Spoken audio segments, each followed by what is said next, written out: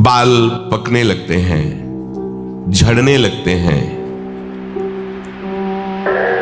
वीर भगवान के द्वारा दी हुई वो शक्ति है जिससे भगवत प्राप्ति में बहुत सहयोग होता है।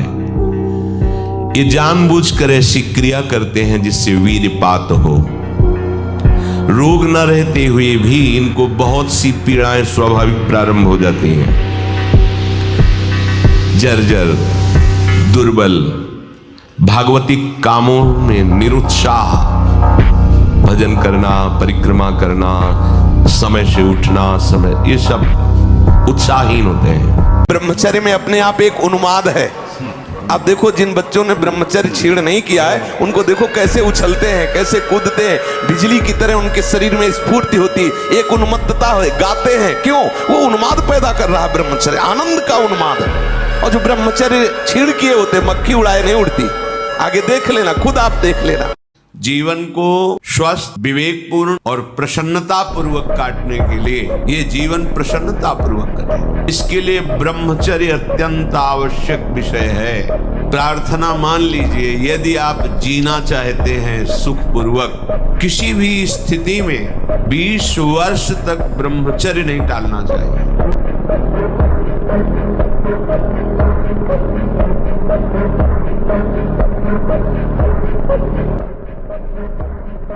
दो लाइन बोला था, उसी में पूरा अध्यात्म है। छोटे बच्चों को या विद्यार्थियों को सबसे पहले ब्रह्मचर्य पर दृष्टि देनी चाहिए। सबसे पहले अगर ब्रह्मचर्य सुरक्षित है तो स्मृति, शरीर बल, सब बल जागृत हो जाएंगे।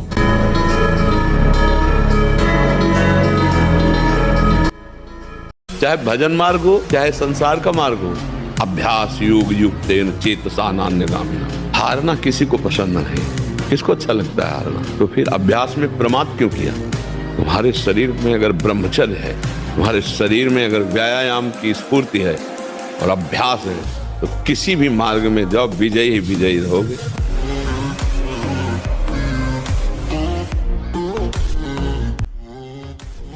पर सफल वही होगा। ये ऐसा दुख में दलदल में भी फंस जाता है, इतना कमजोर हो जाता है कि देखो, सुनकर आपको पहाड़ जैसी बात लगेगी, कैसे निकल पाऊंगा, हमसे नहीं हो पाएगा। और ये बोल कौन रहा है? ये भी तो देख, तू नहीं बोल रहा, बोल वही रहा है जो तुझे फंसाया, और तू स्वीकृति कर रहा कि मैं बोल रहा हूं। भोग उसने भोगा, स्वीकृति तूने की, दुर्गति तेरी होगी। समझ पे, ये ऐसा जाल है, इसे बिना सत्संग के आप समझ नहीं सकते।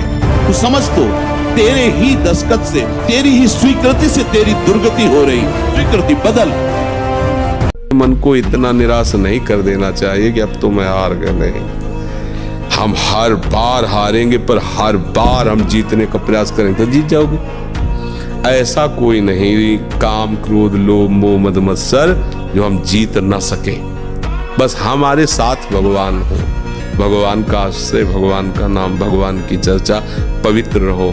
गंदे लोगों से मत मिलो, गंदे दृश्य मत देखो, मोबाइल आदि गंदी वृत्तियों को ना देखो, नहीं तो फिर बुद्धि खराब हो जाएगी। ठीक है, और चुप रहो, गंभीर रहो, गंदी बातों का महत्व ही मत रखो। वो आ रही मन में, उनको ऐसे हटाते रहो, कूड़ा करकट की तरह। जैसे पागल आदमी बोलता है, हम नहीं मानते, ऐसे ही हमारा मन पागल है, वो कुछ भी प्रेरणा करे, हम नहीं मानते।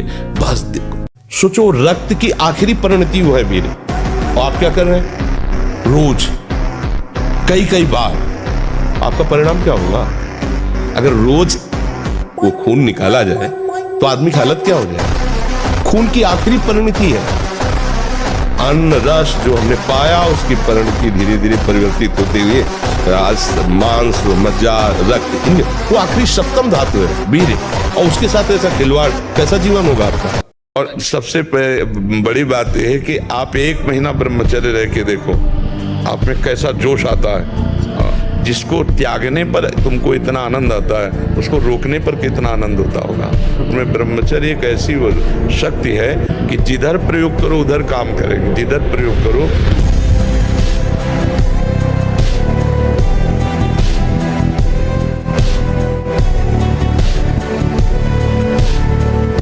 अब देखो, आज की हमारी समाज की धारा किधर बहती जा रही है। जो बच्चे परस्पर मित्रता, boyfriend girlfriend, live in relation, जो आज के नई पीढ़ी में रोग लग गया है, नाश की तरफ हमारी समाज की वृत्ति जा रही, जहां संयम, जितेंद्रियता, ब्रह्मचर्य, परम पवित्र शरीर, फिर पाणि ग्रहण और आदि आदि आदि, वहां कोई धर्म शास्त्र का भय नहीं, कोई गुरुजनों का भय नहीं।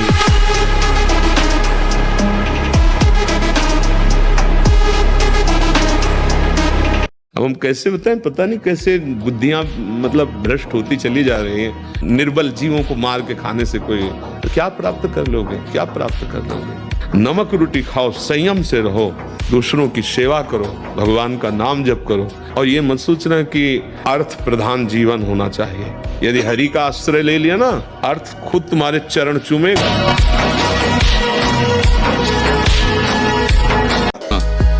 विरक्त उपासक को माताओं बहनों से आंख मिलाकर कभी बात नहीं करनी चाहिए। उनके मुख की तरफ आओ, उनके चरणों की तरफ देखो, चाहे बच्ची हो, चाहे यौवन अवस्था, चाहे वृद्धावस्था की हो।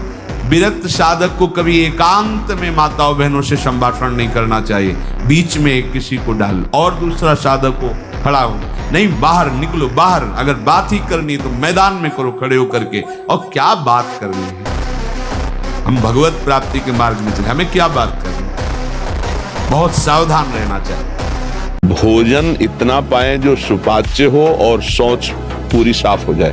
अगर कब्ज रहेगा तो फिर हमारा ब्रह्मचर्य नष्ट होने की संभावना रहती है। जिसके बहुत कब्जियत बनी रहती है तो ब्रह्मचर्य क्या है, घी समझो, वो उसको उचित आहार विहार से संयम में किया जाता है।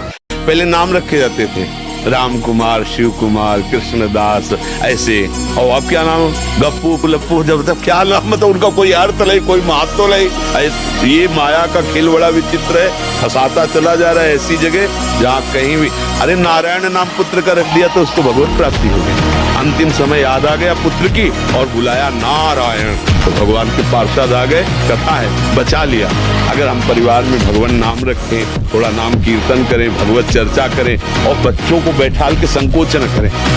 मनमानी आचरण करने के कारण, ब्रह्मचर्य ना रहने के कारण छोटे छोटे अवस्थाओं में बहुत ही दयनीय दशा है शरीर की, बुद्धि की, मानसिकता की। जब तक पाणि ग्रहण नहीं तब तक ब्रह्मचर्य का विधान शास्त्रीय विधान है, तभी गृहस्थ धर्म उनका बहुत सुंदर होता है।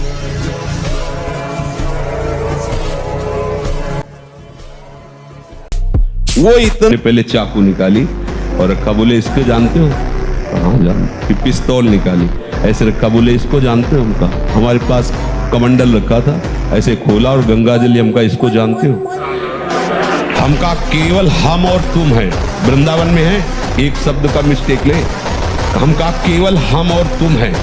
तुम्हारे पास अस्त्र है और सुना है तुम हिंसक स्वभाव के हो, तुम अपना प्रयास करके देख लो, एक बार हम अपना प्रयास करेंगे, गंगा जल केवल है, आप करके देख लो। और इस समय तो बहुत हल्के से बोल रहे, उस समय जो भगवत आवेश से बोले वो थोड़ी देर में अपने वो यंत्र तंत्र उठाए और भागते नजर आए।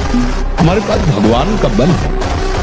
पहले गुरुकुल भेजा जाता था, गुरुजनों से शास्त्र स्वाध्याय, फिर गृहस्थ में जाया जाता था। ब्रह्मचर्य जीवन है, ब्रह्मचर्य त्याग ही मृत्यु है। ब्रह्मचर्य ही जीवन है और ब्रह्मचर्य नाश ही मृत्यु है।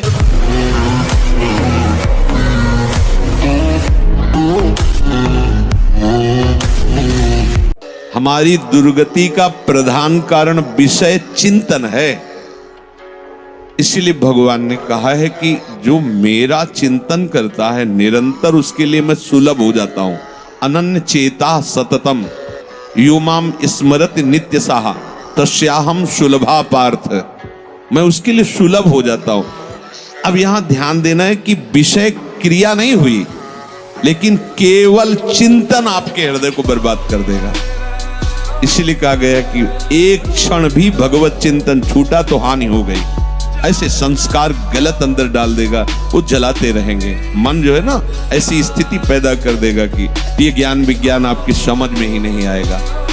भगवान ज्ञान आज ये माना जाता है कि भोजन जो बल प्रदान करता है उससे बल होता है, जैसे मांस खाना, अंडा खाना, ये खाना, वो खाना। लेकिन हम तुम्हें बताए देते हैं कि बलवान शरीर नहीं होता, बलवान आत्मबल से होता है, अध्यात्म बल से होता है। जो ऐसे गंदे आहार करते हैं उनकी चर्बी बढ़ती है, आत्मबलहीन डरपोक अंदर से भय रहता है, नाना प्रकार की चिंताएं और शोक रहते हैं। जिनका आत्मबल बढ़ता है तो हम मान सकते हैं कि उनका शरीर क्षीण होता है, लेकिन वो परम स्वस्थ होते हैं, उनका संकल्प बल काम करता है। एक महात्मा ने संकल्प किया, समुद्र पी गया। ताकत कहते हैं संकल्प शक्ति को। ताकत शरीर शक्ति की प्रधानता नहीं होती। संकल्प शक्ति का एक महात्मा पूरे समुद्र को अंजुलि में पी गया। देखो, संकल्प शक्ति, शरीर की शक्ति एक सीमित शक्ति है, संकल्प शक्ति एक महान शक्ति है। जो ब्रह्मचर्य से युक्त होता है उसकी संकल्प शक्ति बढ़ती है।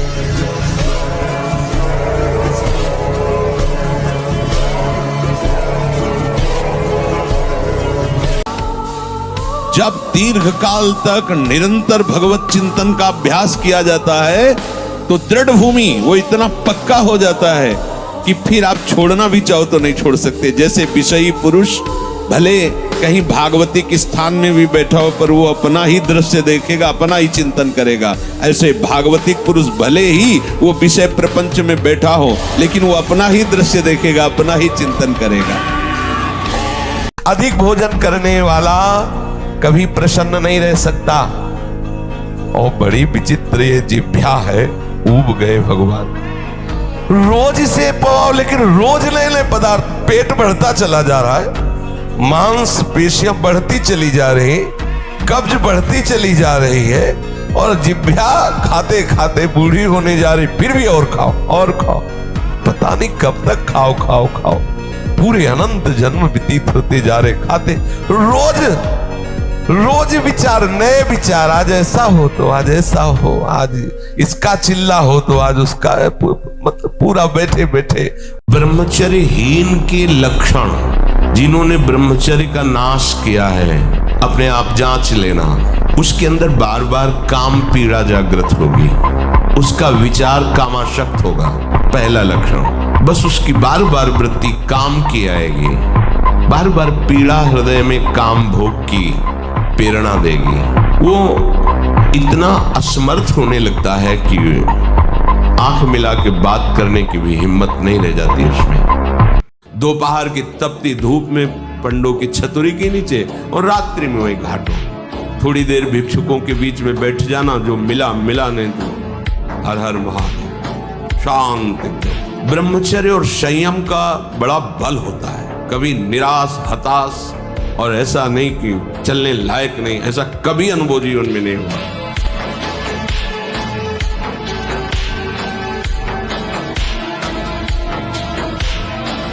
तुम इंद्रियों को संयम में रखना, बड़े से बड़े क्लेश को सह जाना, उस समय विचलित होकर कोई उसके अनुसार कार्य मत कर देना, तो तुम देखना तुम्हें ऐसी संपत्ति मिलेगी जिसको तुम सोच भी नहीं सकते। हम लोग बाहरी संपत्ति को संपत्ति समझते हैं। कितना आनंद होता है जब कोई गाली देता, अपमान करता है, आपका हृदय शांत रहता है, तो आपको खुद लगेगा कि कितनी कृपा है हमारे ऊपर प्रभु की, हमें प्रभु ने कैसी सामर्थ्य दी है, उनकी कृपा से हृदय शीतल हो रहा है। बहुत बड़ा युद्ध है, वो डट के खाना पानी बांध के युद्ध में आया है। ऐसा वो योद्धा नहीं है कि पानी पीने के लिए छोड़ के चला जाएगा। जब तक वो तुम्हें परास्त नहीं कर देगा तब तक वो हटने वाला वीर नहीं है। काम क्रोध लोभ मोह मद मत्सर, और आप महावीर हैं क्योंकि हरि की शरण में।